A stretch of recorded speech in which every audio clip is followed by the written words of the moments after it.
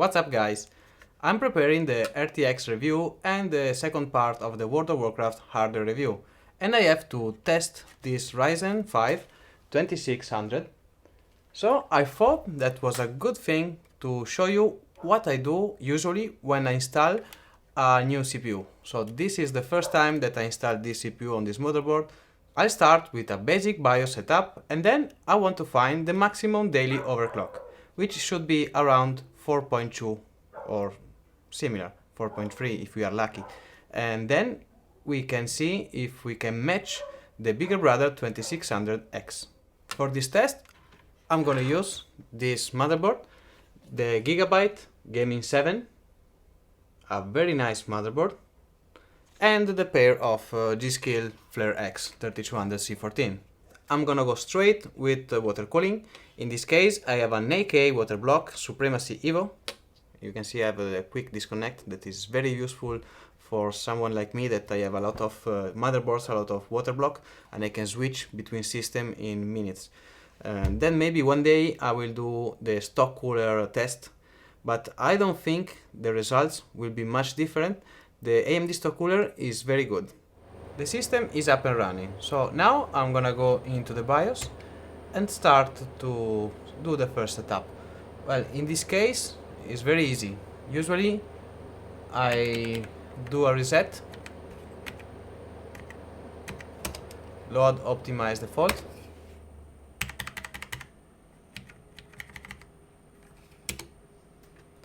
I set the XMP profile,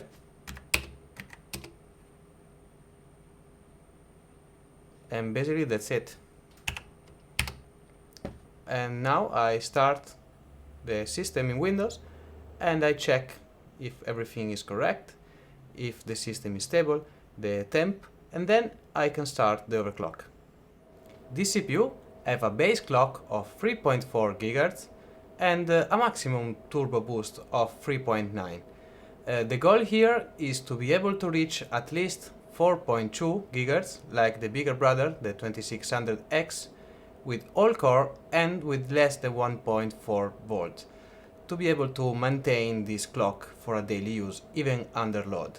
After 10 minutes of OCCT, the stress test, we have reached the impressive 49 degrees Celsius with all core, and we are sitting around 3.7 GHz.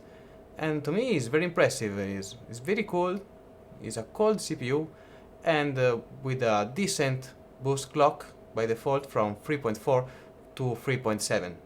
But now let's start to overclock or to test the maximum frequency I can reach with water cooling for a daily use. So to me, the maximum VCOR allowed for a daily use, a safe daily use, is 1.4, at least around 1.4 if the temp are normal. So in this kind of test, I first push the VCOR at 1.4 and I start raising the frequency until the OCCT goes in crash. Usually it takes less than 2 minutes to see if we are stable or not, and then we can tweak the frequency or the voltage to reach our goals. Just by fixing the VCOR to 1.4, you can notice the temp are now around 56 degrees, so we have 6 degree increase by raising only the voltage. And now I start raising the CPU. I know that more or less 4.2 is achievable, so I will start at 4 and then I raise the frequency.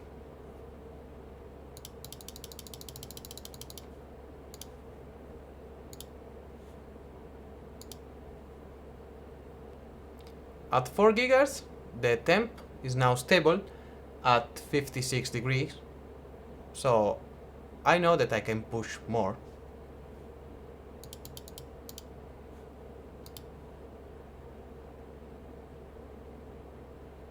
(4.1), 58 degrees,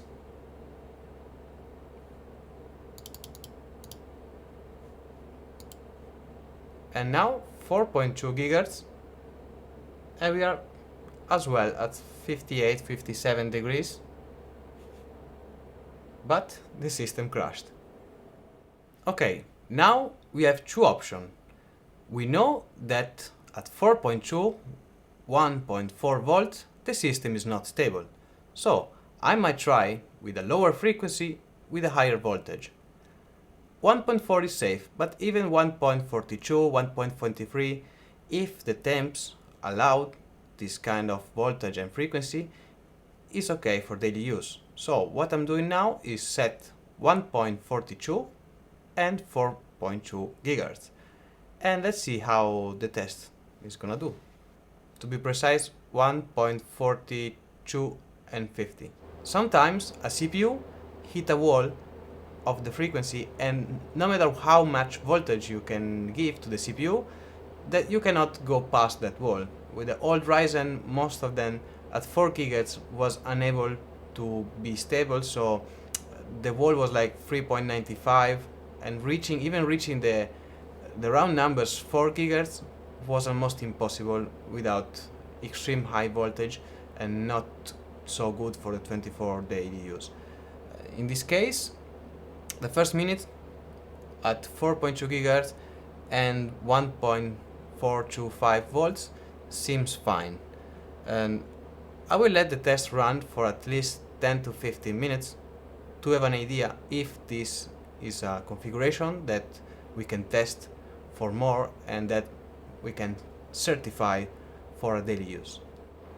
The temp now is more or less stable at 62 degrees, and I don't think that we are going to have more temp with this kind of cooling, at least. Keep in mind that I'm using a 360 with 3 fans and the XL radiator only for the CPU. The GPU is now on air cooling, so we have plenty of cooling power for the CPU. And yes, we are stable at 60 degrees, so I really don't think that we can reach higher temps. Usually with this kind of test we can have some spikes and some lower temps, but if you let it like overnight or for a couple of hours, you will see the temp that is going to stabilize to a lower temp than the peak that you are going to see in the first time of the test. The first run crashed after 3 minutes, but not for the vCore or the frequency or the temp, but for the inability of the motherboard to be able to keep the voltage stable.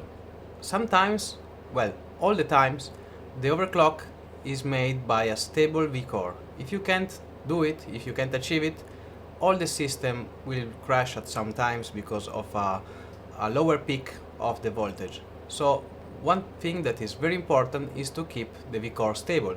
So I went into the BIOS and set the LLC, so load line calibration, to extreme, just to maintain a stable vCore. In this case, with that settings, we are able to maintain 1.4250 as a stable vCore with some peaks at 1.431, which is okay. We have 66 degrees, 67, sometimes we are in the range of 62, so when some peaks at 69, but ranging from 60 to 70 is a very nice temp for the CPU. And the most important, we hit 4.2 gigahertz, which was our goal from the beginning. And well, 25 minutes is not that long to certify the system as rock solid, but I will leave it overnight after I finish this video. But I'm pretty sure that 99% this system will be rock solid at 4.2, 1.425 volts, which is, to me, is very nice. At least we have matched the boost performance of the bigger brother, the 2600X. So for today, that's it. I will do some memory overclocking to see how this CPU, this specific CPU, can hold the EMC, can hold the frequency of the memory. Hopefully around 3400 megahertz, or maybe if you are lucky 3600 megahertz. And well, I will keep testing and see you soon.